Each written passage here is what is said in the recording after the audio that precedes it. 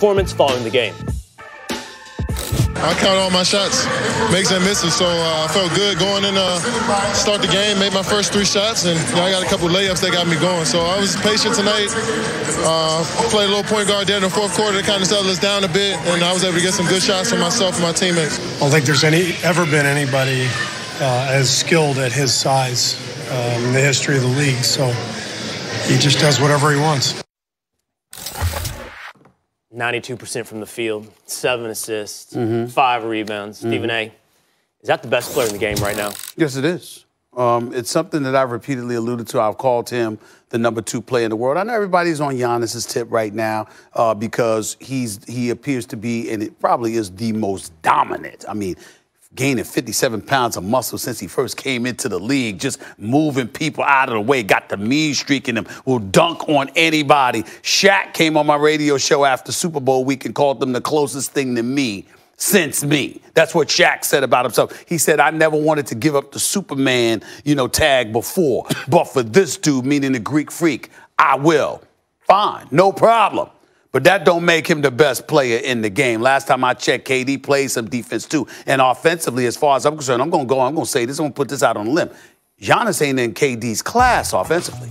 He ain't in his class offensively. He can't shoot like that, brother. Kevin Durant, yes. The only thing you can say about Kevin Durant is that he's skinny and that he's not as strong as Giannis. That's about it.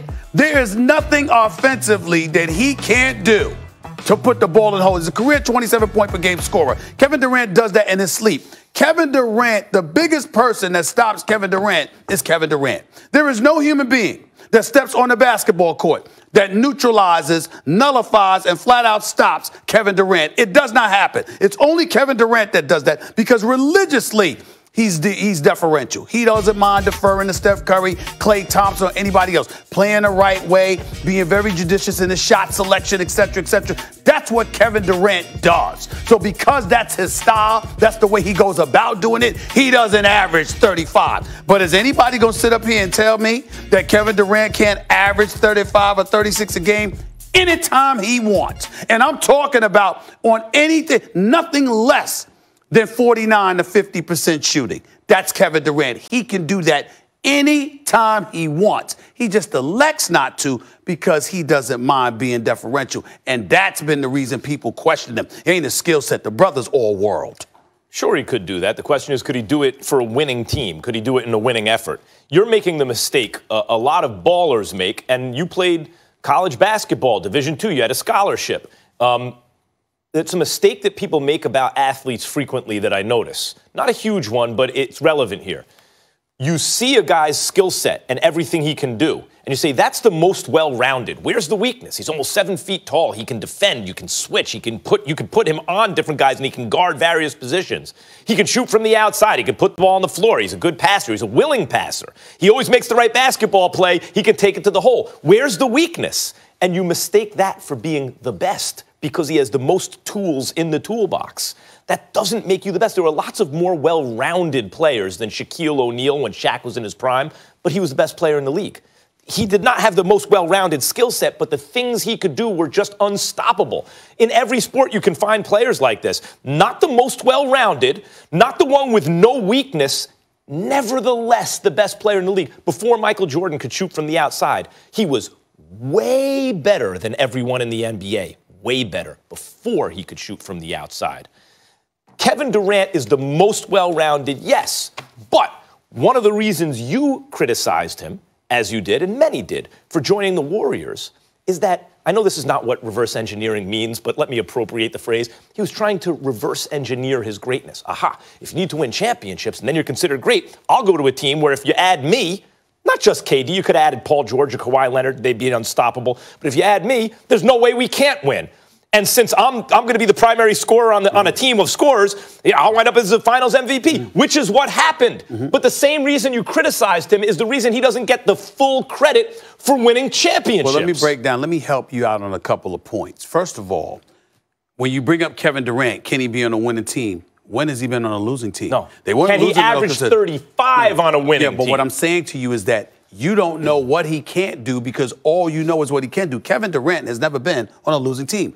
Oklahoma City won every year. They didn't win championships, but they were winning 50-plus games. They were in the postseason. I just want to be clear. They weren't a losing team. I know, Kevin Durant is almost incapable of being on a losing team. Well, that's what I'm saying is if he averaged the numbers you're talking about, could he do that in the service of a winning team? I understand that, but what I'm saying to you is my point is he can do what he wants. He chooses not to. Number two, when you bring up Michael Jordan, you need to stop saying what you say about him not being able to shoot jump shots. No, Michael Jordan elevated himself to a level where when his athleticism waned because Father Time had kicked in, he was completely reliant on that jump shot. But this was a brother. He wasn't a jump shooter. He was a scorer. But unlike the Greek Freak, all of his points didn't come from dunking on you or layups. Michael Jordan, when he dropped 63 on Bird and he was dancing and Bird called them the closest thing to God or God and sneakers. That famous clip, that's 15, 18 feet. Exactly. Yep. That 15, 18 feet. Michael Jordan could hit that. So talking about him like he's somebody that just,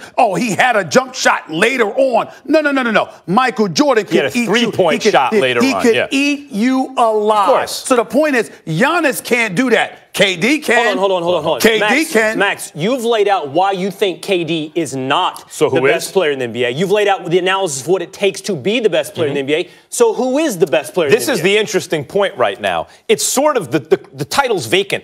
Like when the champ retires and the title's vacant, we got to see. Right now, LeBron did not have the best regular season. He will not have a chance to prove anything in the postseason because he won't be in it. So the baton is laid down. Who wants to pick it up? Here are the candidates, and KD is among them.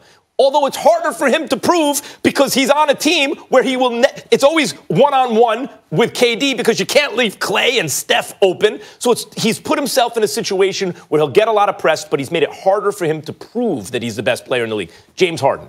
If James Harden has a great playoffs, I'd say he'll be the best player in the league. The Greek Freak. These are the two MVP candidates. Same thing. How about this guy? Steph Curry. He's on the same team as KD. When KD doesn't play, they barely miss a beat. When Steph doesn't play, they're a significantly worse team. So who's actually better? I mean, that's just... Well, if I may, none of those players are checking the box of the Max Kellerman analysis, which is can you average 35 in service of winning? That's not the only mine. other player who is actually winning on your list would be Steph Curry. And I think, to your point, Stephen A., the question is this. Can you play winning basketball? See, I think you're making an argument.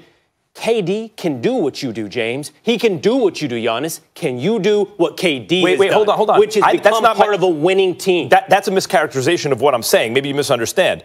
That's not my analysis. Stephen A., you said that he could do what Harden's doing, average 35, whatever. And you brought what I'm up saying is winning. Harden's doing it for a team that almost knocked out KD's team last year because without his second best player. Time out. He has to, and it's a tribute to James Harden that he can and he does it. What I'm saying to you is, find me one basketball aficionado that would tell you Kevin Durant can't do that if he wants to. He doesn't have to. We don't know. That's the drawback of the decision he made. But time out. What I'm trying to say to you is also, I'm glad you brought up this point.